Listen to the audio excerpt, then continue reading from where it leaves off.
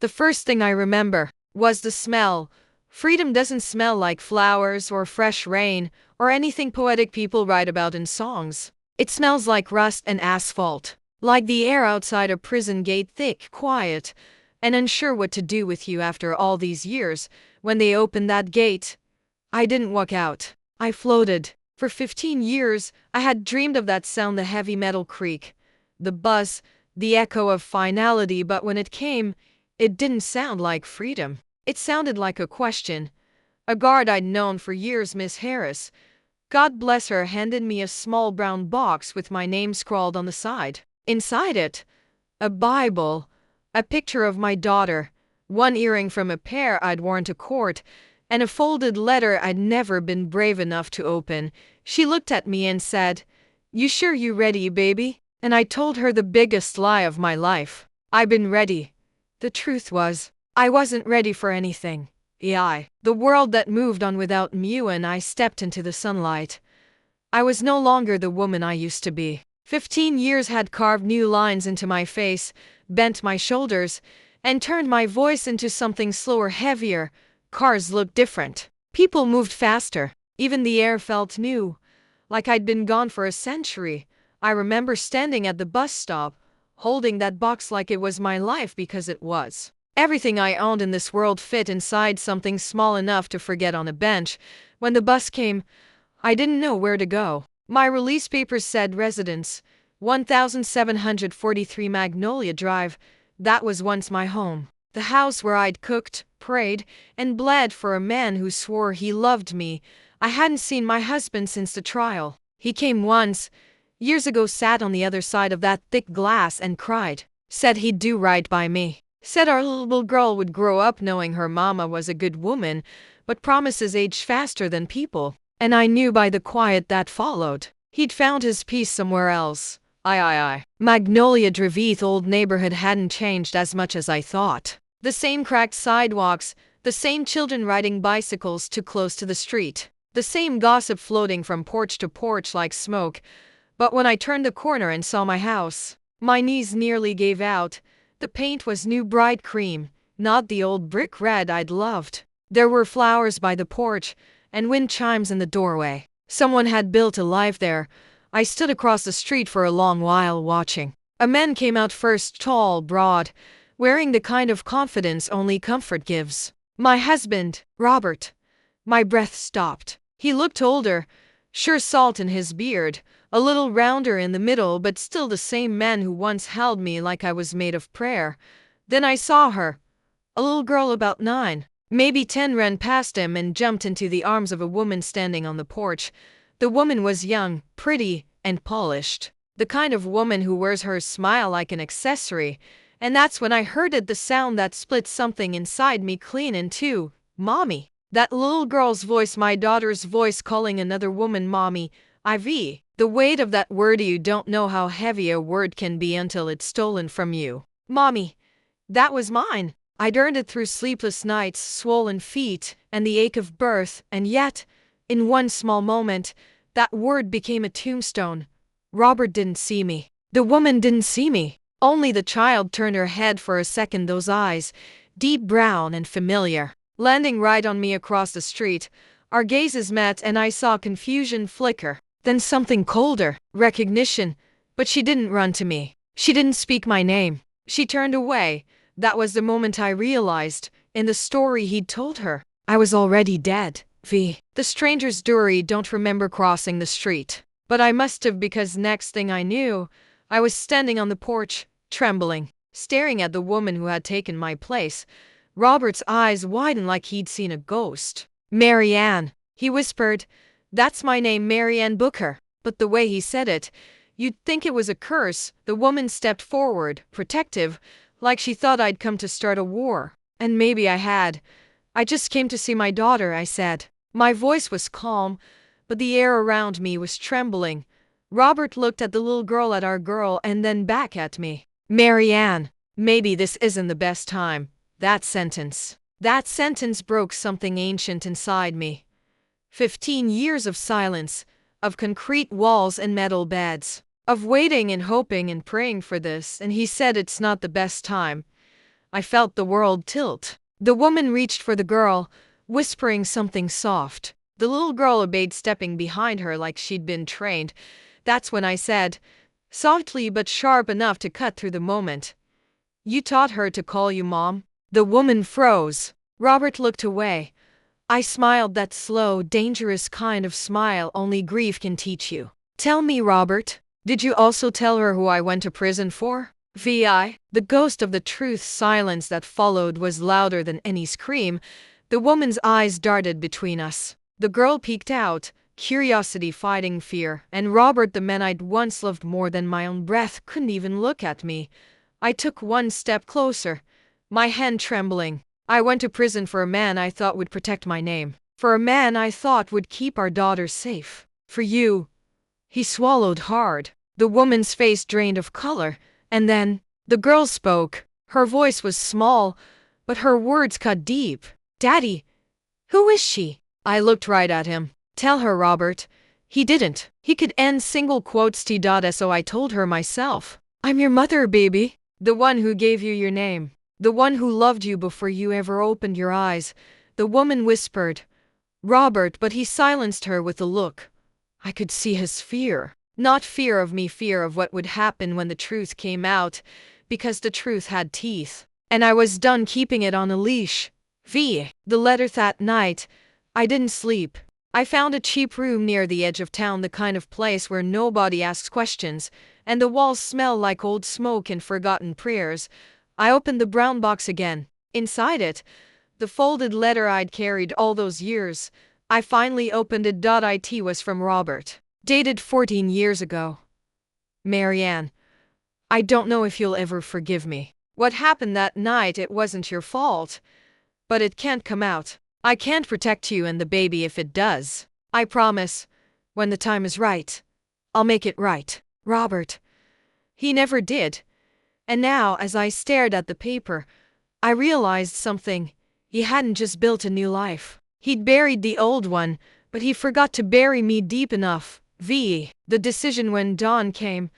I stood at the cracked motel mirror, staring at the woman looking back at me. 15 years of prison had burned away everything soft. What was left wasn't broken, it was sharpened. If they wanted a ghost, I'd give them one. But I wouldn't haunt quietly, because the truth was coming. And when it did, it wouldn't just set me free. It would destroy everything built on my name. Smoke in memory, some nights, when the wind hits just right, I can still smell the fire. It sneaks up on me, that sharp scent of smoke and iron, like the air right before lightning splits the sky. The night everything burned wasn't just the night I lost my freedom. It was the night I lost myself. It had been raining that whole week, the kind of rain that soaks through walls and souls alike. I was working the late shift at the diner, trying to stretch every dollar, while Robert was working late, as he always said. But that night, he came home early, wet, trembling, his eyes wild like something feral had crawled out of him. "Where's Layla?" he asked. Our daughter was asleep, 4 years old then, curled up with her stuffed bear, dreaming of better worlds. "She's in bed," I said. "Why? What happened?" He didn't answer right away. He paced, rubbed his face, poured himself a drink. Finally, he said it. "There was an accident." I remember the way my heart stuttered at that word. "Accident?" He looked me dead in the eyes. "I hit someone." The confession, it took me a minute to breathe again. At first, I thought he was joking. Robert always had a dark way of talking when he was drunk. But then I saw his hands shaking, stained with something dark that wasn't rain. He dropped the keys on the table. They clinked against metal. And when I looked closer, I saw a streak of red on the silver ring. "Robert," I whispered, "what did you do?" His voice cracked. "I didn't see her, Marianne. She came out of nowhere, some girl. I tried to stop. I backed away." My mind was running faster than my heart could keep up. There had been talk all over town about protests, about a young black girl found dead outside a white-owned store. And now my husband was standing in front of me, soaked in guilt and blood. Was she white? I asked, terrified of the answer. He hesitated, then nodded. And just like that, I knew what would happen next. They'd call it murder. They'd drag his name through mud. They'd take our child, our home, our everything. Because in this world, one truth has never changed. When a black man kills a white girl even by accident, the law don't see accident. It sees vengeance. And so I made a decision that would cost me 15 years of my life. Aye. The choice: go upstairs, I told him. Change. Burn those clothes. He stared at me, confused. What are you doing? Saving you, I said. He didn't fight me. He didn't even thank me. He just obeyed. Like he knew this was the only way. I took the keys. I drove that car, still wet with rain and fear, out to the edge of town. The sirens were already wailing somewhere far behind me. I parked near the riverbank, where the bridge lights danced across the black water, and waited. When the police found me an hour later, I told them everything. That I was the one behind the wheel, that I had hit the girl, that my husband had nothing to do with it. They didn't even hesitate to cuff me, and as they read me my rights, I looked at the night sky and whispered to God, just keep my baby safe. I didn't know that was the last prayer I'd make as a free woman. IV. The Trial papers called it the Magnolia tragedy. A white girl, 17, daughter of a local politician, found dead. A black woman, angry, emotional, unstable, taking the fall. My lawyer was a tired public defender who couldn't pronounce my name right. The jury was all white. The verdict was decided before I ever stepped in. But Robert sat there every day, in his black suit, holding Layla in his lap, pretending like he believed justice would save me.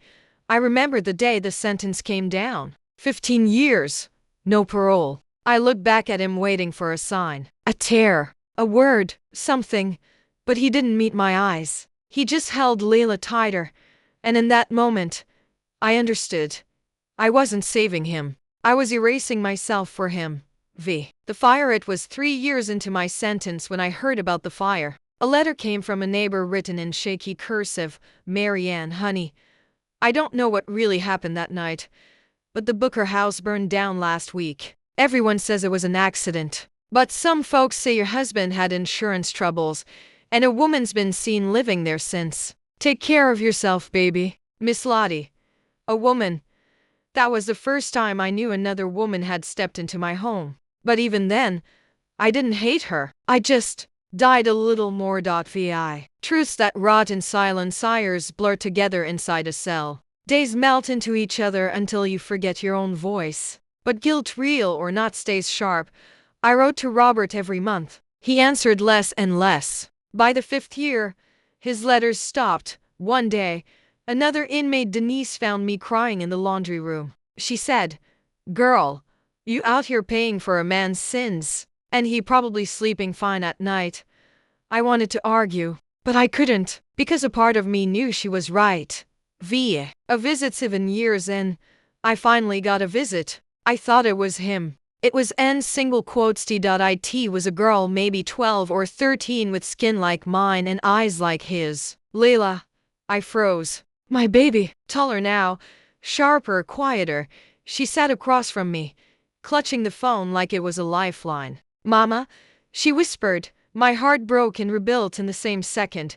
We talked for maybe 10 minutes. She said school was fine, Daddy was busy, and that Miss Carla was nice. I asked her who Miss Carla was. She said, Daddy's friend. She helps take care of me. Something in her tone, that careful way kids talk when they know they're stepping on secrets, told me everything I needed to know.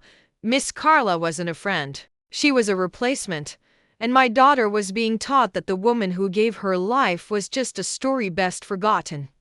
The night everything burned. Again, it wasn't until my final year that the truth began to surface. A new inmate came in, younger woman, wild hair, mouth like fire. She'd worked at the old insurance office downtown. She said something one night over dinner that made my blood run cold. You remember that case, the Magnolia fire? They said it was electrical, but word was it got paid out under Robert Booker's name. Big payouts too. I asked her again, pretending I didn't care. Booker? You sure? She nodded. Yeah, he and that woman Carla filed a joint claim. I didn't sleep that night, because now I understood. The fire wasn't just a tragedy. It was a transaction. And I'd gone to prison for a man who not only let me rot but built his new life on the ashes of mine. X. The letter that changed everything day before my release. Another letter arrived. No return address. Just my name, scrawled in a hand I didn't recognize. Inside, a single line. Ask your daughter about the night of the fire. She knows more than you think. No signature. No clue who sent it. But those words, they burned hotter than the flames that took my home, because it meant one thing. Layla wasn't just a victim in all this. She was a witness, maybe even a participant. And suddenly, 15 years of silence began to make sense. X. Back to the beginning, no? Sitting in that cheap motel room years later, staring at my reflection in the cracked mirror, I finally understood why everything inside me felt unfinished. The story wasn't about Robert. It wasn't about prison. It was about the truth. And the truth was my daughter knew what really happened that night, and she'd chosen to bury it. The return to Magnolia Driviat was dawn again when I found myself standing on that same street, Magnolia Drive, where everything had once begun and burned. Mist curled above the asphalt, wrapping the houses like breath. The world looked clean, washed by night rain, but I knew better. Nothing that pretty ever came without dirt underneath. I could have turned away, but I had come too far for mercy now. Across the street, my old house glowed warm with light. Behind the lace curtains, I could make out shadows moving. A woman, a child, Carla, and my daughter. I tightened my coat, crossed the street, and knocked. The door that finally opened, the door opened halfway. Carla stood there, her hair wrapped in a silk scarf, eyes tired but cautious. She recognized me instantly. The kind of recognition that feels like déjà vu and dread all at once. Marianne, she breathed. Morning, I said. We need to talk. She hesitated, glancing over her shoulder. Somewhere inside, Layla's laughter echoed faintly, soft, bright, familiar enough to tear open every scar I thought had healed. Finally, Carla stepped aside. Come in. The house that used to be mine. Stepping inside felt like walking into a dream I didn't remember dreaming. My old piano sat against the wall, repainted white. The photographs on the mantel weren't mine anymore. Carla and Robert smiling in matching sweaters. Layla between them, like the perfect ending to someone else's story. Carla gestured to the couch. I didn't think you'd ever come back, she said. I didn't think I'd have to, I answered. But then I found my daughter calling you Mom. Her face softened, then hardened again. She needed a mother, Marianne. You were gone. I let the words cut through me. I was gone because I took the blame for a man who told me he loved me. Tell me, did he tell you that story too? 4. Carla's truth. Carla didn't answer right away. She poured 2 cups of coffee, set one in front of me. Her hands trembled slightly. I met Robert 2 years after you went away, she said. He was broken. Said he'd lost everything. I didn't know the details, not at first. Then the fire happened. He told me it was an accident, electrical, but the way he said it, like he was rehearsing grief instead of feeling it. She looked up, eyes glassy. I think he loved you, Marianne, but he also loved what you did for him. You saved him, and he didn't know how to carry that. I studied her not as a rival now, but as another woman caught in the same web. You believed him. I wanted to. She gave a bitter laugh. We all want to believe the story that hurts the least. The photograph girl arose, walked to the drawer under the TV, and pulled out a folder. She slid a photo across the table toward me. It was old, burned at the edges, showing Robert standing beside a car, and behind him, a girl, not Layla, a young white girl with blonde hair, smiling at the camera. She was in the papers, Carla said quietly. The girl from the accident. I frowned. Why do you have this? Carla hesitated. Because it was taken after the night Robert said she died. The air left my lungs. After? She nodded. A week later. Time stamped by the camera itself. Someone mailed it to him years ago. No return address. I stared at the photograph until the room seemed to spin. If the girl had been alive after the night of the accident, then who had died? And what exactly had I confessed to? The shadow upstairs, a faint creak interrupted us. Footsteps at the top of the stairs. Layla.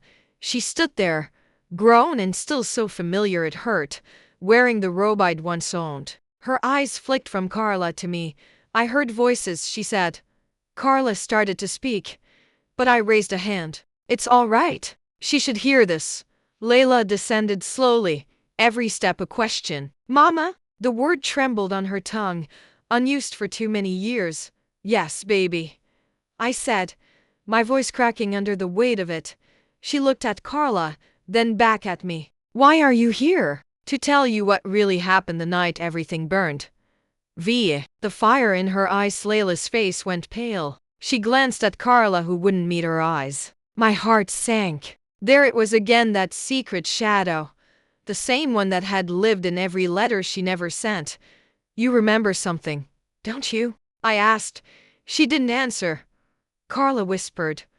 Layla, maybe you should, but I cut her off. No, she needs to speak. Layla's hands balled into fists. You don't know what it was like. He said you were never coming back. He said you'd done terrible things. I believed him, Mama. I had to. Tears stung my eyes. What did he make you believe? Layla's voice broke. That you started the fire. The world seemed to tilt. That was the lie. The perfect lie. And in that moment, I knew if she believed that, she might also know how the fire really began. The Questione stood, every muscle trembling. Layla, look at me. Tell me what you saw that night.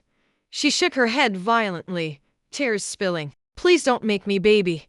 You have to. Her lips quivered. Daddy was shouting. You and him were gone. He told me to go get something from the garage, said the lights were out. When I came back, the kitchen was full of smoke. He ran in, but he didn't try to stop it. He poured something. I saw it, Mama. I saw him.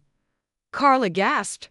I took a step closer, my voice a whisper of steel. You saw him start the fire? Layla's silence was the answer. The breaking point. Carla covered her mouth, shaking. Oh my God. Robert said it himself. I felt the floor vanish beneath me. 15 years. 15 years for a man who not only killed a girl, maybe, but burned down our home to erase the evidence. And my daughter had carried that truth like a stone inside her chest. Too afraid to speak it, the pain, the rage, the love, all of it collided until I could hardly breathe. Layla reached for me then, sobbing. I'm sorry, Mama. I thought if I told, he'd hurt you again. I pulled her into my arms, holding her as tight as I could. You already saved me, baby, I whispered. You just didn't know it. The name on the paper. Carla cleared her throat and slid another sheet toward me. I found this in his office after he left town last week. It was a bank statement, joint account. The name beside Robert's wasn't Carla Booker. It was Layla Booker. My heart froze. He had transferred everything, insurance money, savings, property, into his daughter's name.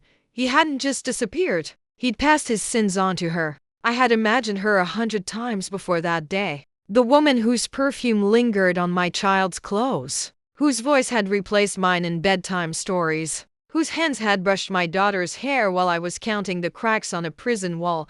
But imagination is a merciful thing. It edits, it softens. Reality does not. The first time I saw her, Carla was standing at my own front gate, laughing. Not the cruel kind of laugh, but the easy, thoughtless laugh of someone who believes she belongs. She was carrying a basket of groceries in one arm and holding my daughter's hand with the other. The world tilted a little. The air, heavy with the scent of magnolia, turned sharp and metallic in my throat. I could feel my pulse echoing in the scar that ran along my wrist, a reminder of the cuffs they'd snapped on me the night I lost everything. I didn't speak. I simply watched. My daughter, my baby girl. Layla looked up at her and said something that made them both giggle. And then she saw me. For a second, confusion clouded her face. Then she smiled, hesitant, polite, as if I were a stranger who had stepped into her story by mistake. And when she turned toward Carla, I saw it. That word. That fatal, gut-twisting word. Mom. Carla followed her gaze and froze. The color drained from her face, but her eyes, a deep, warm brown, stayed steady. She set the basket down, smoothed her blouse, and whispered something to Layla that I couldn't hear. Then she walked toward me. Marianne, she said softly, as if testing the name on her tongue. I was wondering when you'd come. Her voice was like velvet stretched over steel, gentle, but not fragile. I hated her for it. I hated how calm she was, how her presence seemed to fit neatly into the life that used to be mine. "How long have you been living in my house?" I asked. She hesitated. "Since about 2 years after I went to prison, I finished for her. After I took the fall for him." The silence between us hummed with ghosts. Behind her, Layla's small hands fidgeted with the edge of her dress. She didn't know whether to run toward me or hide behind the woman who had raised her in my absence. I stepped closer. "Do you tell her about me?" Carla swallowed hard. "I tell her you're someone very strong. Someone who made a sacrifice." I almost laughed. Strong. The world had called me many things: felon, fool, traitor to my own cause, but never strong. Then Layla whispered something that sliced through me like glass. "Mommy, is she the lady from your stories? The one who made mistakes?" Carla's lips parted, but no words came. I felt the tremor in my chest become something darker: anger, grief, and a kind of mourning for a life that was still breathing but no longer mine. I knelt, forcing a smile. "Sweetheart," I said, "do you remember me?" She looked at me for a long, searching moment. Then, quietly, she shook her head, and that was the moment I realized my daughter hadn't just forgotten me. Someone had rewritten me, piece by piece, story by story, memory by memory, until I was just a mistake. That night, after they left, I sat in the dark of the small rented room where I'd been staying. The moonlight spilled across the floor like spilled milk, and I thought about all the things I'd swallowed to keep my sanity behind bars. The truth about the night of the fire, the name I'd protected, the promises he'd made. But something had shifted inside me. Carla's calm, Layla's confusion, my husband's silence. They were all connected threads in a web I hadn't yet seen in full, and somewhere in that web, the truth waited, patient, poisonous, inevitable. I decided to see Carla again, not as an enemy, not yet, but as a witness. She invited me for tea the next afternoon. Her house, my house, was both familiar and strange. The same wallpaper I'd chosen, now faded. The same piano in the corner, its keys dusted with years of someone else's songs. Carla poured tea with trembling hands. "I never meant to take your place," she said finally. "It just happened." "He said you were gone forever." I echoed. "You mean Elijah?" Her eyes darted away. "He said you wanted it that way. That you asked him to move on." I felt my throat close. "Asked him?" "Carla, I didn't even get to speak to him before they took me away. He never visited. Not once." The tea between us went cold. For a long moment, the only sound was the ticking of the clock, the same one Elijah had bought the day Layla was born. Then Carla whispered something that changed everything. "He did visit, once, but not to see you." I stared at her. She looked down, ashamed. "He came to see me. When the lies began, he came to see me." The words hung between us like smoke, thick and choking. I stared at Carla across the kitchen table.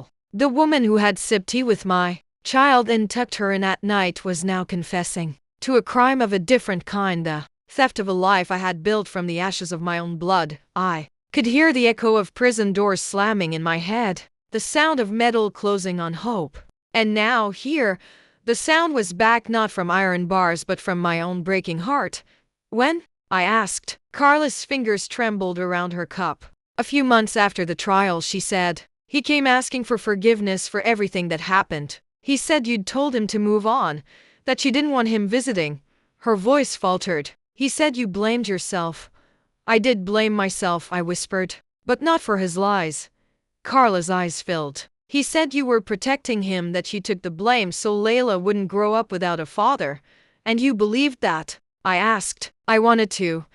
She looked down at her hands, then at the floor. "He was so broken, Marianne. I'd never seen a man so haunted. He said he couldn't eat, couldn't sleep." I started helping him with Layla.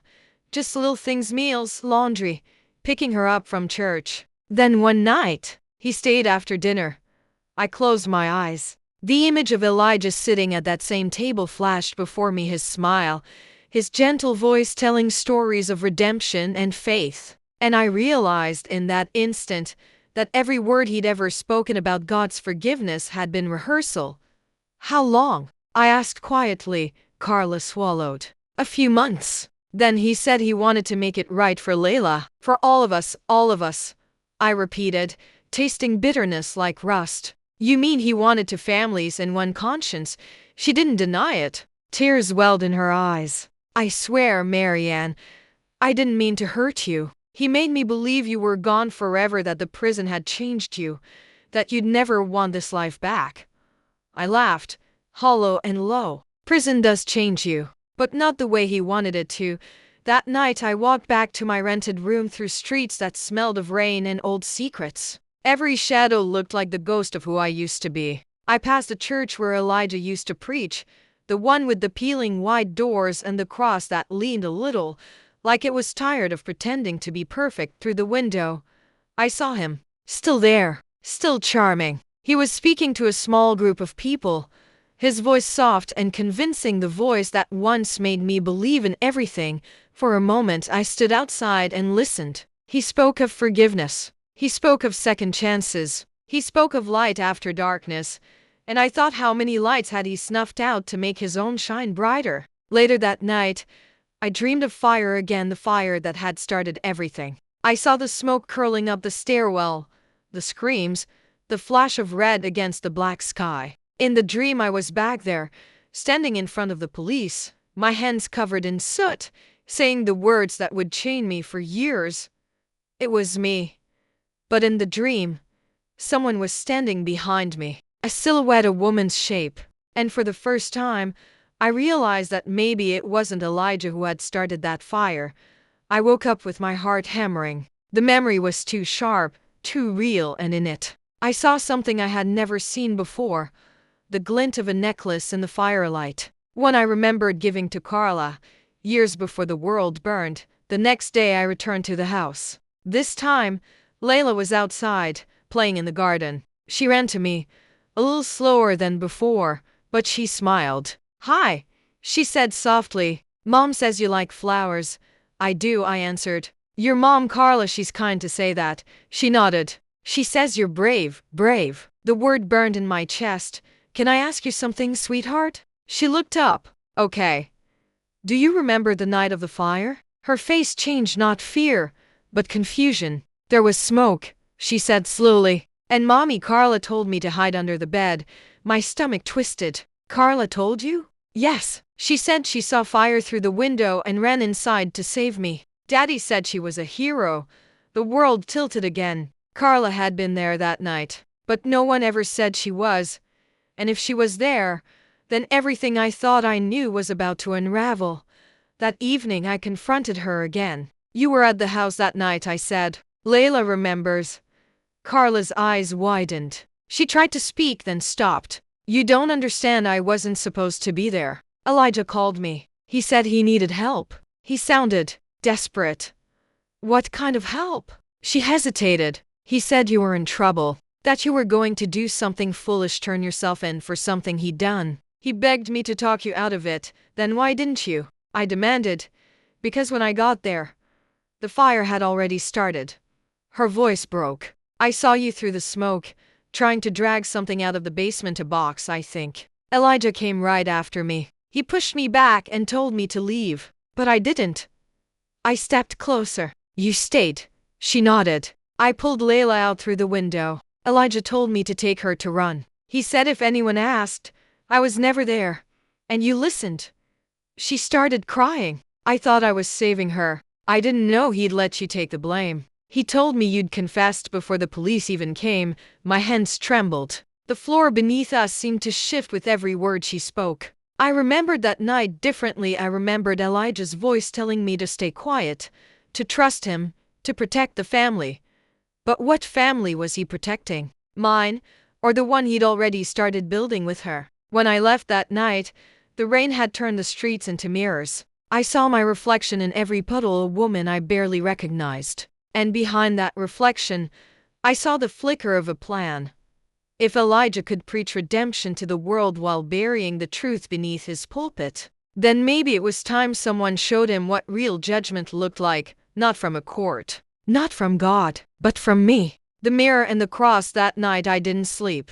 Every time I closed my eyes, I saw their faces: Elijah behind the pulpit, Carla behind my daughter, and me behind bars. 3 ghosts, each of us preaching something we didn't believe. By dawn, I had decided: no police, no courts, no sermons. Truth this rotten had to be unearthed with steady hands.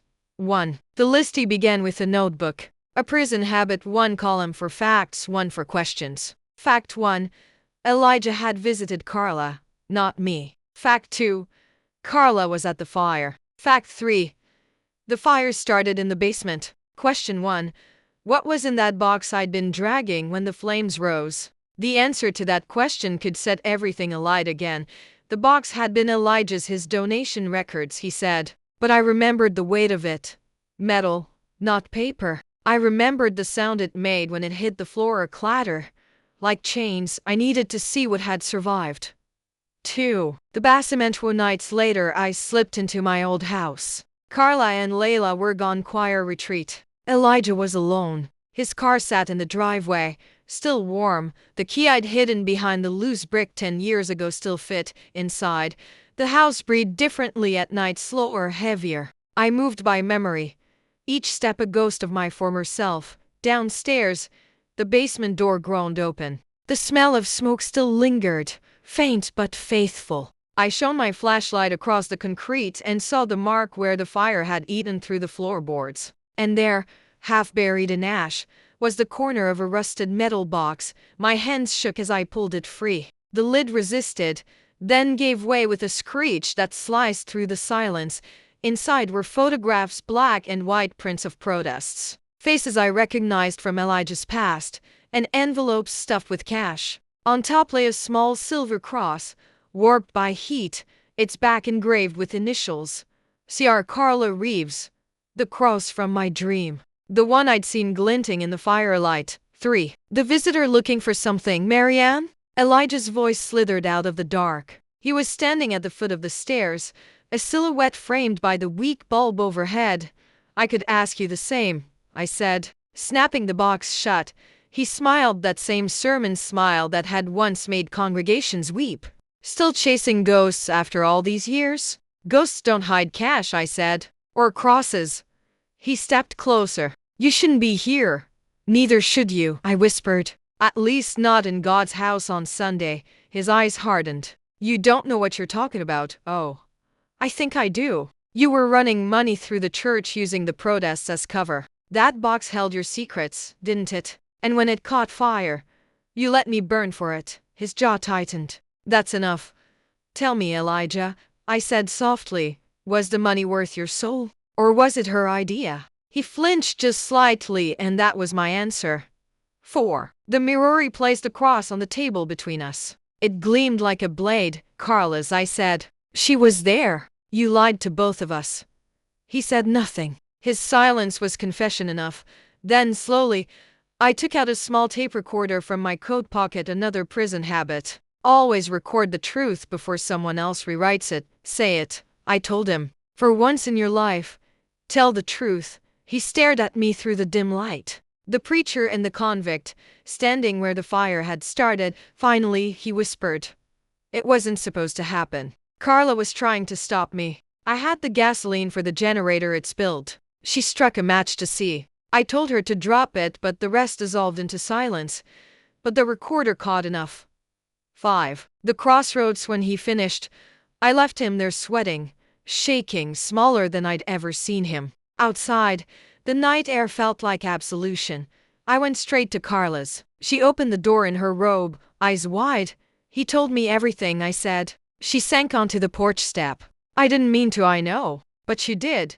I handed her the cross. Keep it. It'll remind you what happens when you follow a preacher instead of your conscience. She started to cry. I didn't. 6. The mirror and the cross. At dawn, I stood before the church one last time. The stained glass window caught the rising sun, and in it I saw my reflection, cracked, colored, but whole. Behind me, Elijah's sermon echoed through the speakers, a recorded voice preaching redemption. This time, the words were mine. I'd left the tape on his pulpit before I walked away. Let the congregation decide whose truth to believe. The price of freedom. Freedom isn't a door that swings open with a key. It's a door that has to be pushed, scraped, forced against years of rust until it finally gives. And when it does, the light burns. When the sun rose after I left that tape on Elijah's pulpit, the whole town woke up to a new gospel. By noon, every pew was buzzing. They said the pastor's voice was trembling through the loudspeakers long after service ended, his own confession looping through the sanctuary like judgment day had come early.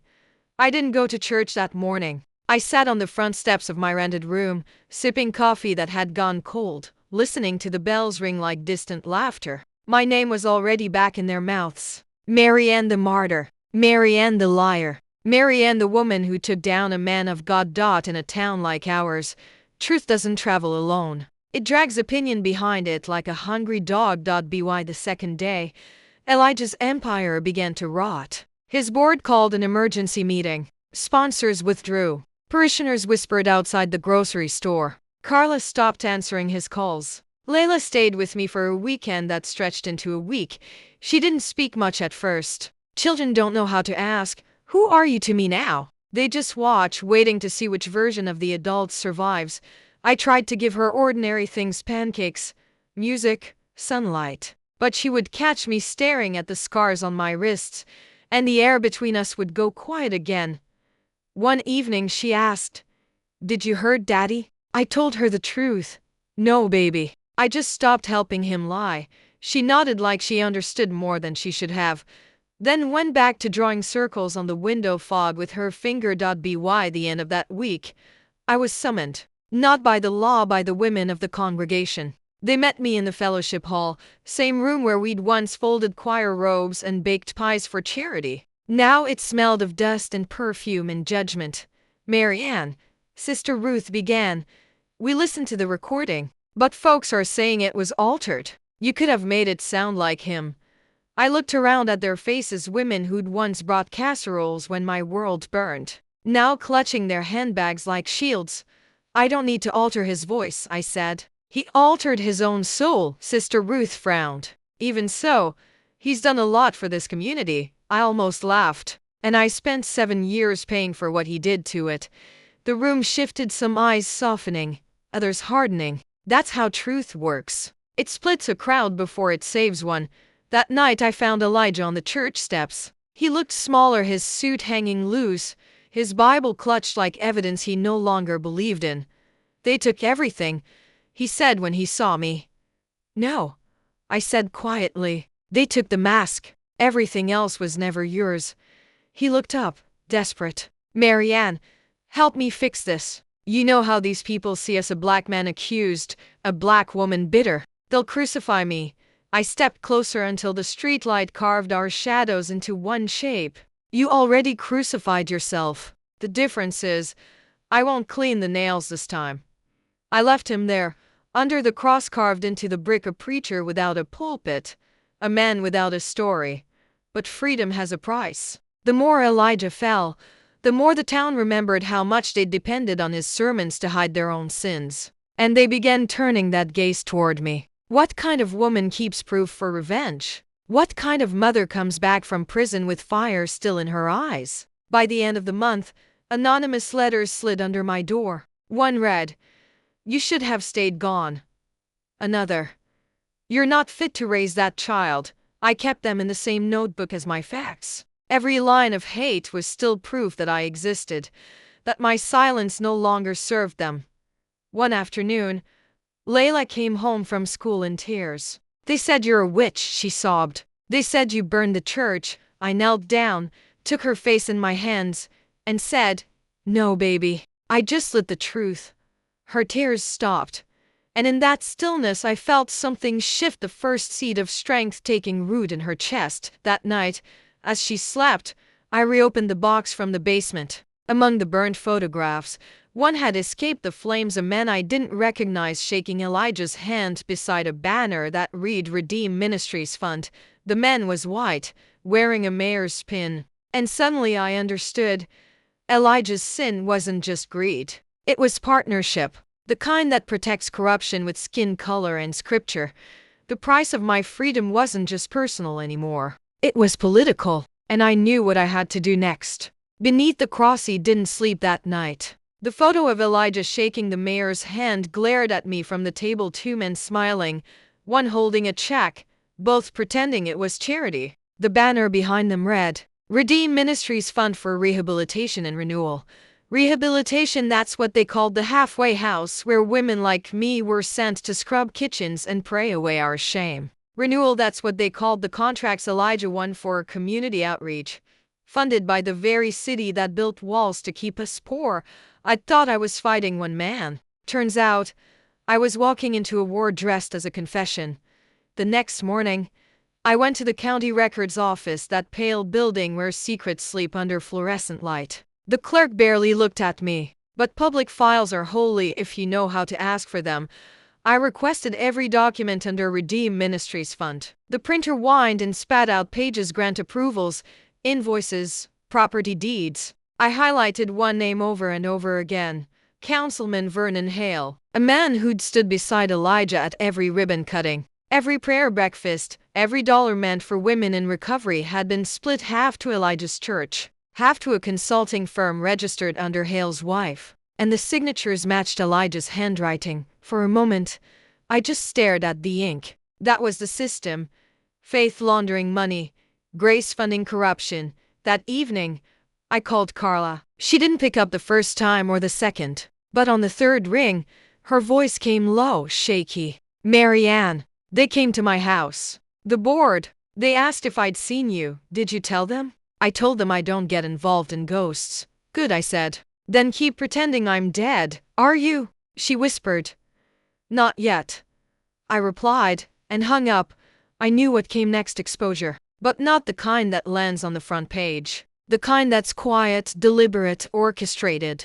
Because truth shouted too early gets buried under noise. Truth whispered at the right moment becomes gospel.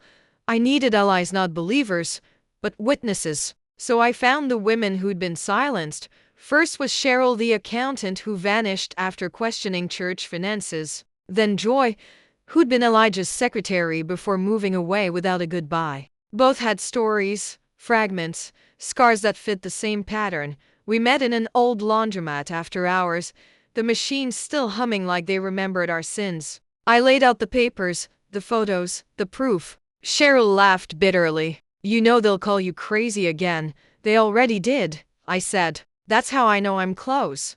Weeks passed. Rumors kept mutating. Elijah hospitalized. Elijah fled. Elijah redeemed. But the men behind him? Silent as tombs. Until one morning, a letter arrived. No return address. Inside, a single sentence on city stationery. If you keep digging, you'll find out who built your cell. I read it 3 times. And for the first time since I'd left prison, I felt the tremor of real fear. Not for myself, for what this truth might cost Layla. That night I packed our things. Layla looked up from her homework, confused. Are we moving again? Yes, baby, I said. Sometimes the only way to finish a story is to leave the last page blank. She frowned. Is Daddy gone forever? I hesitated. He's gone where lies go quiet at first, but never dead.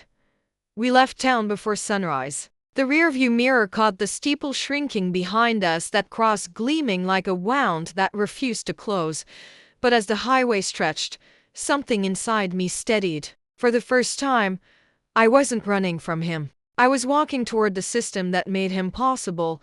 Freedom wasn't about escaping Elijah anymore. It was about dismantling the altar that built him. The Rekonenji never believed in coincidences. Every door I knocked on, every record I touched, every woman who whispered, "Be careful," it all led here. The file of 3 weeks after we left, a manila envelope slid under my motel door. No name, no stamp. Inside were photocopies of prison intake forms, mine with the original prosecutor's signature redacted. And stapled to the back, a short note: he was never supposed to testify. Someone changed the witness list the night before trial. My hands shook. The ink blurred. It wasn't Elijah who had ensured my conviction, it was Vernon Hale, the same councilman who'd funded Elijah's church. He needed a scapegoat to keep the donations flowing, and a black woman with a record made the perfect offering. I sat there staring at the page until the motel light flickered out. Then I did what prison had taught me best. I planned. the network shrill joy, and I built an invisible newsroom. No office, no headlines, just whispers passing through laundromats, beauty salons, community kitchens. We gathered testimonies, receipts, sermons recorded on old phones. Every woman had a story, and every story traced back to Redeem Ministries. One night, Joy asked, "Why not just leak it? Send it all to the papers?" I smiled. "Because they'll print it as gossip, not gospel. We make them feel it first." So we started staging revivals meetings in small halls, pretending to pray. We told our stories in the language they understood: redemption, grace, confession. The recording spread faster than any headline could. By the time the press caught on, the public already knew. And when the mayor finally called a press conference, the crowd wasn't there to listen, they were there to witness. The attorney walked back into that town not as a ghost, but as a mirror. Elijah's church stood half empty. The signboard read under reconstruction. Vernon Hale was nowhere in sight. And yet, the same people who once crossed the street to avoid me now turned their faces with a fragile kind of respect, the kind you give a storm that just passed. Inside the sanctuary, dust floated like slow snow. The pulpit was gone, but the stained glass window remained. Christ kneeling in the garden. I touched the glass, saw my reflection merge with his. Forgiveness and fury. Side by side, Elijah was sitting in the front pew. Older, smaller, the weight of consequence heavy on his shoulders. "I knew you'd come back," he said. "I didn't," I answered. "I just stopped running." He looked up, eyes hollow. "They're calling it justice." I nodded. "It's not. It's exposure. Justice comes later." He wanted me to say I still loved him. But I'd spent my love like bail money, non-refundable. The trial without a court within months. Federal investigators descended. Hale resigned. Elijah was indicted for fraud and obstruction. But I didn't testify. Instead, I held a vigil outside the courthouse. Candles lined like quiet soldiers. Women stood beside me, Cheryl, Joy, dozens more. We didn't chant. We didn't shout. We simply held light until the dawn broke, because sometimes silence is the loudest form of truth. Layla's Latirdy night, the verdict came. I found a note slipped under my door. Layla's handwriting shaky, careful. "Mom, when people at school ask what you do, I say you build truth. I hope I can build something too." I folded the paper and placed it inside the envelope that once held my prison release. Freedom had cost me everything, but it bought her a language without fear. The epilogue of fire and light and the anniversary of my release. I stood on the hill overlooking the city. Below me, the church's new sign read, "House of Restoration." Different preacher, different people, but same walls, same air. And I realized freedom isn't a door you walk through. It's a flame you carry. Careful not to let it die when the wind changes. I whispered a prayer, not for forgiveness but for endurance. Because there will always be another Elijah, another Hale, another woman made to kneel. But now, there will also be me and the women who rose beside me. We are the unwritten verdict. We are the price of freedom. The weight of a name, freedom, has a sound. Not silence, not the absence of chains, but a low hum, like the air right before a storm. It fills your ears until you can't tell if it's peace or warning. That's what the days after the trial felt like. Reporters wanted interviews. Activists wanted speeches. Strangers sent letters addressed simply to the woman who spoke. I'd become a headline before I ever became whole. The first time I saw my face on television, I was in a diner halfway between two towns that never wanted me in the first place. The screen showed a still photo, me holding a candle outside the courthouse under the caption, "Former inmate exposes faith-based corruption." The waitress smiled when she refilled my coffee. "You did good, baby," she said. Her voice was kind, but her eyes, they looked at me like I was both miracle and warning sign. I thanked her and left a tip I couldn't afford. The world loves survivors, but it doesn't love survivors who keep talking. Within weeks, invitations came, panels, podcasts, conferences, each one promising to amplify my voice. But amplification is just another kind of control. They hand you a microphone and tell you how loud you're allowed to scream. I said no to most of them. Still, my name spread. Mary Ann Rivers, the woman who took the fall. The woman who burned the church down with her truth. The woman who became an adjective, unbreakable. But what they never asked was how unbreakable women sleep. The answer: we don't. We replay every word that freed us, wondering which one will get twisted next. Layla noticed it first. "Mom," she said one morning, scrolling through her phone, "there's a whole page about you on Wikipedia." I laughed sharp and dry. "Guess I finally made history." She smiled, but her eyes clouded. "Do they get to tell it without asking you?" That question stuck in my ribs. "Do they?" 2 weeks later, I received a letter from the Department of Justice, not an accusation, but an invitation. They wanted me to speak at a forum on restorative justice and systemic reform, a hotel ballroom in DC. Big cameras, bigger egos. I almost tore it up, but something in me whispered, if you don't tell your story, someone else will sell it. So I went. The ballroom was freezing, chandeliers like frozen fire above rows of polished faces. Every speaker had notes, statistics, graphs. When my turn came, I stepped to the podium and said nothing for 10 full seconds. The silence rippled. Then I spoke. "You want to fix the system? Stop building it on the backs of women you call redemption stories. No slides, no jargon, just truth. The raw kind that doesn't photograph well." When I finished, there was applause, polite, performative. But one man in the front row didn't clap. He just stared, jaw tight. Afterward, he approached me. "Miss Rivers," he said, "you don't know me, but I worked the case that sent you away."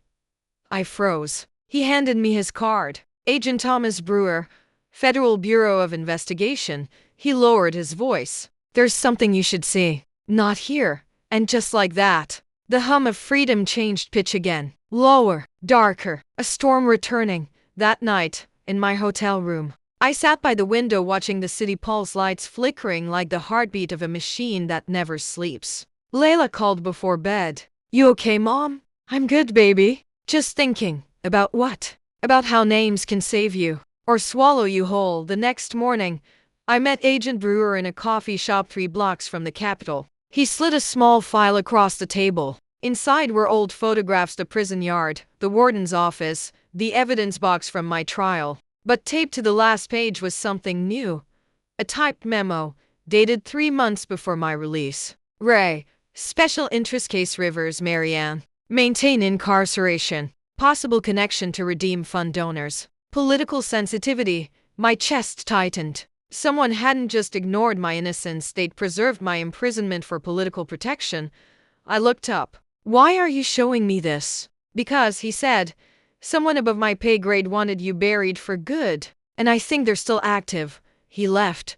Just like that, no goodbye, no warning. The file sat between my hands, pulsing with ghosts. I thought about the fire I'd already survived. And I realized, freedom doesn't end when the gate opens. It ends when the people who build the gate are finally exposed. The return of shadows. They say freedom costs everything, but they never tell you what happens when you've already paid. And the debt collectors still come knocking. The morning after I met Agent Brewer, I felt the air around me shift, small things, almost invisible. A black sedan parked outside my building longer than usual. A man pretending to check his phone near the lobby door. The hum of the world tuning itself into menace. At first, I told myself it was paranoia, an old prison reflex. But then the calls started. Each one came from a blocked number. At first, silence. Then a breath. And once, a whisper I'll never forget. "You should have stayed buried, Marianne." I stopped answering after that. But the fear didn't stop ringing. I moved Layla to my sister's house in Maryland, told her it was just for a week. She didn't argue, but her eyes told me she knew it was longer. "Promise me you'll call," she said, arms tied around my waist. "Every night." I whispered. She smiled, that same brave, heartbreaking smile I'd seen on my own mother's face when I left for prison years ago. History, it seems, has a cruel sense of humor. I spent the next few days in archives and court basements, tracing the name from the memo. Special Interest Case, Redeem Fund donors. It took time, but eventually, one name surfaced again and again: Senator Warren Duval, a man whose campaign speeches dripped with talk of faith, family, reform. A man who'd once stood beside Elijah Hale at a fundraiser, shaking hands with a smile wide enough to hide a war, and he was the one who'd pushed a faith and rehabilitation initiative that filled prisons and funded Redeem Ministries. My imprisonment wasn't a mistake. It was policy. That night, I called Brewer. He didn't pick up. When I tried again, the number was disconnected. I stared at the phone for a long time, then tore his card in half. I'd been played before. I wasn't about to let it happen again. If they wanted me silenced, they'd pick the wrong woman. I'd already learned how to speak through walls. The meeting a week later, Joy contacted me. "We need to talk," she said. We met in the back of a closed bookstore, the kind that still smelled of paper and ghosts. She looked pale, nervous. "They came to me," she whispered. "A man in a gray suit. Said they'd reopen my case if I didn't distance myself from you." I clenched my fists. "They're cleaning house," Joy nodded. "They're scared of you, Marianne. That means you're close." She slid a flash drive across the table. "Elijah used to back up all his church files here. Sermons, emails, donor lists, everything. I pocketed it." "What's on it?" "Enough to burn a few kingdoms," she said, and left before I could thank her. That night, I drove to an old storage unit outside town, the same one I'd used after prison. I set up my laptop, plugged in the drive, and waited. The screen filled with folders. Donors, events, correspondence, private. I clicked private. Inside were audio recordings, meetings between Elijah and someone labeled WD. I pressed play. "Elijah, she'll take the fall. She owes us that much. WD. Good. Make sure the story fits the ministry's image. Redemption sells. Elijah. And if she talks, WD. Then she disappears." The voice of WD was unmistakable. "Senator Warren Duvall." I sat frozen. The fire I thought I'd already survived had just found new fuel. The warning gat dawn. My motel door rattled a knock, sharp and official. "Miss Rivers, Federal Marshal." "Open up." When I did, there was no badge, no uniform, just two men in suits. One of them smiled, the kind of smile that hides a gun. "We're here about Agent Brewer," he said. "He's gone missing. You were the last person to see him." "I don't know anything," I said. "That's fine," the taller one replied. "Just be careful, Miss Rivers. Sometimes truth gets people hurt." They left a card on the nightstand before leaving. No name, no number, just an embossed seal, "The Senate Judiciary Committee." That's when I realized they weren't warning me. They were claiming ownership of the truth. The broadcastee sent a message to Cheryl: "Get everyone ready. We go live." That evening, on a live stream that reached more than 200,000 viewers, I played the audio recording of Duvall and Elijah. The internet caught fire. #The Rivers Files trended for days. News stations replayed the clip until Duvall called it a fabrication. But once the public smells blood, denial is gasoline. Still, I didn't feel safe, not yet. Because when powerful men start falling, the ground shakes under everyone near them. 3 nights later, a rock shattered my window. When I ran outside, the street was empty except for a single piece of paper wrapped around the stone. In neat black letters: "You lit the match. Now burn with it." The visita. A week later, as I packed a bag to leave town again, there was a soft knock at the door. When I opened it, Layla stood there trembling, tearful, her backpack slung over her shoulder. "And Denise said you weren't answering." I was scared. I held her tight, burying my face in her hair. "I told you to stay safe, baby. I can't be safe without you." She looked up, eyes shining. "Mom, people at school are talking about you. They say you're a hero. Is that true?" I smiled, bitter and proud all at once. "Heroes don't get threats taped to their windows, sweetheart. But they do what needs to be done anyway." That night, I tucked her into bed at the motel, the hum of the highway outside our window. When she fell asleep, I sat at the desk, staring at my reflection in the darkened glass. I'd wanted truth. Now truth wanted me. And somewhere in the distance, I could hear the storm returning again, louder this time, angrier. Like freedom demanding payment for every soul it freed. The fire next team. I used to think the worst part of fire was the burning. It's not. It's the sound, the way it roars, devours. decides what will be remembered and what will be erased. That's what truth sounds like when it finally refuses to whisper. The spark the night after the rock shattered my window.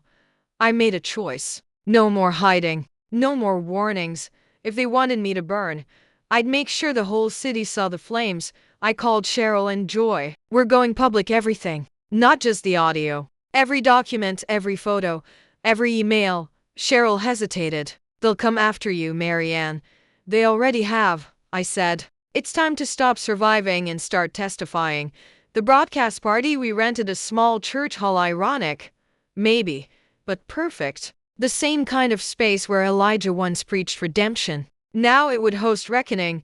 I stood before the camera in a simple black coat. Behind me, the women I'd once met in silence now standing shoulder to shoulder. The live stream went live. My name is Marianne Rivers. 5 years ago, I went to prison for a crime I didn't commit. I took the blame for a man who told me he loved me and a system that told me I should be grateful for forgiveness. But forgiveness without truth is just another kind of cage.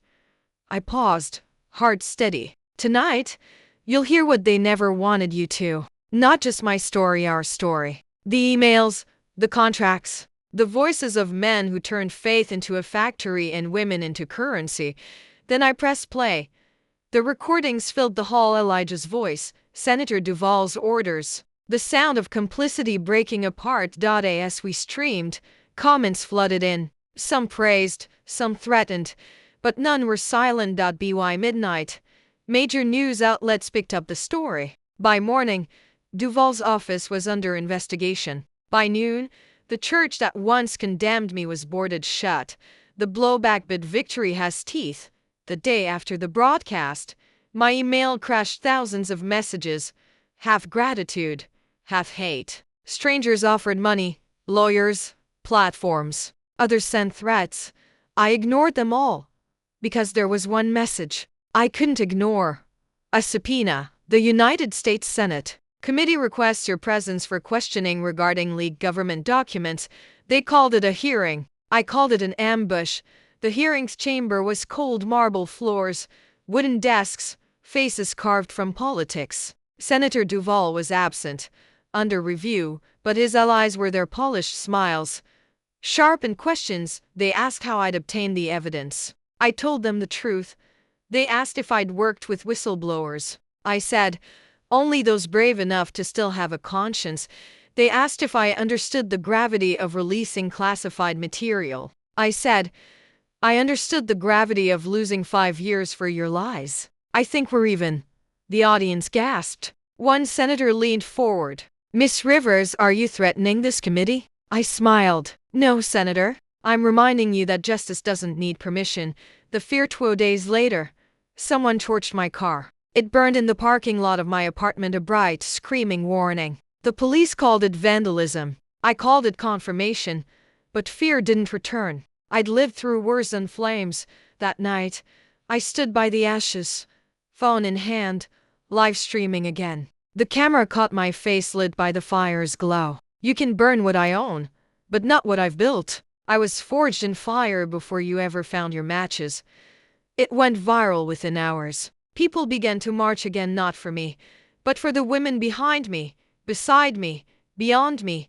They carried candles, not torches, because we weren't burning the world down. We were lighting it up.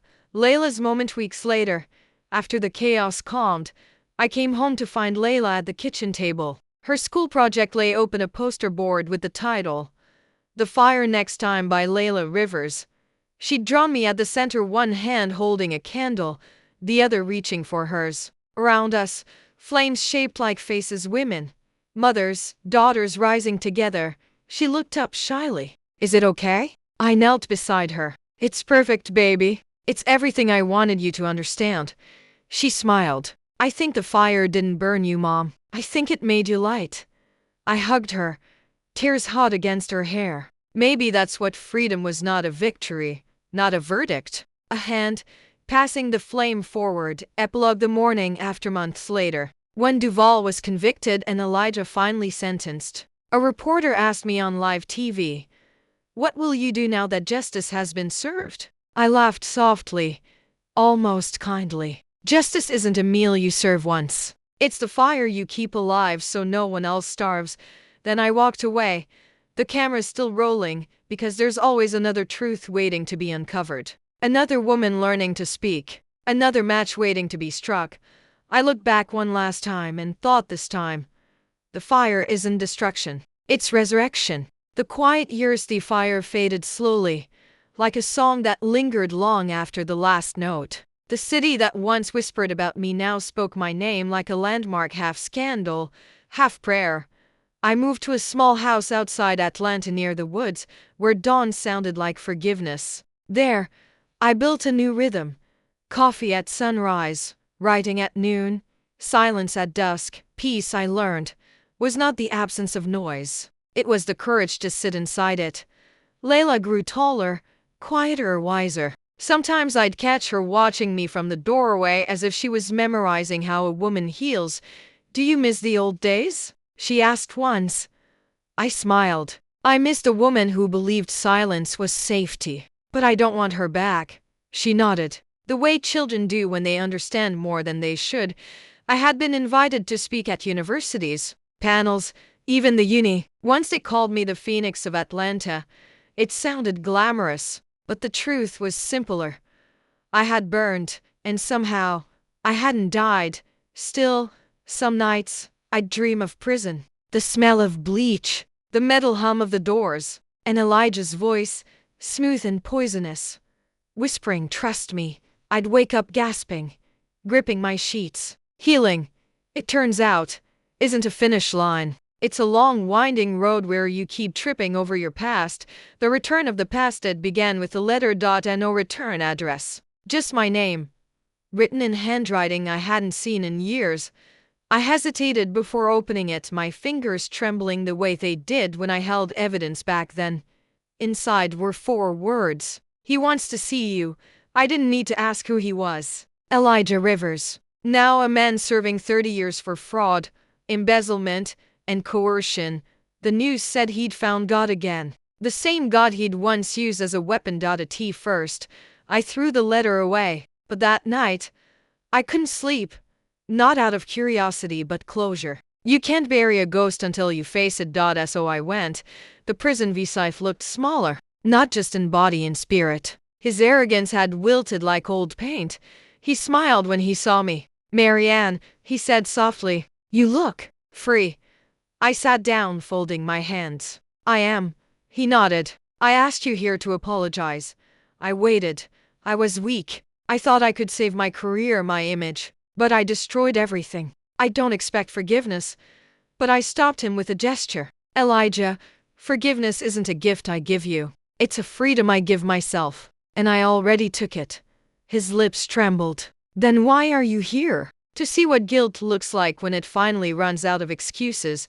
He lowered his eyes. The silence stretched between us, heavy, but cleansing. When I stood to leave, he whispered, "Do you still hate me?" I paused. "No, hate is how you kept me in your story. I'm done being your ending."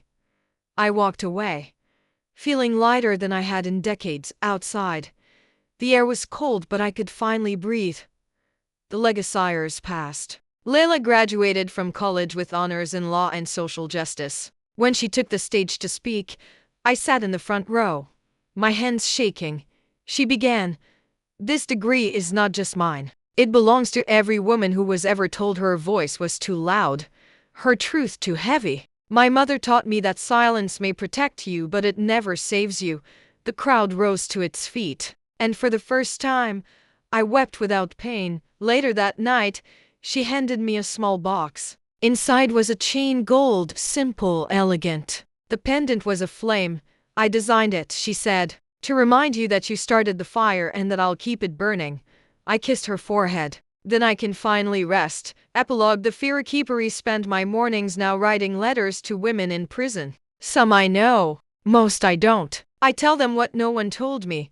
You are not what they say you are. You are what you survive. And one day, your story will walk out before you, carrying your name like a torch. Sometimes, when I look at my reflection, I barely recognize her, this woman made of ash and sunlight.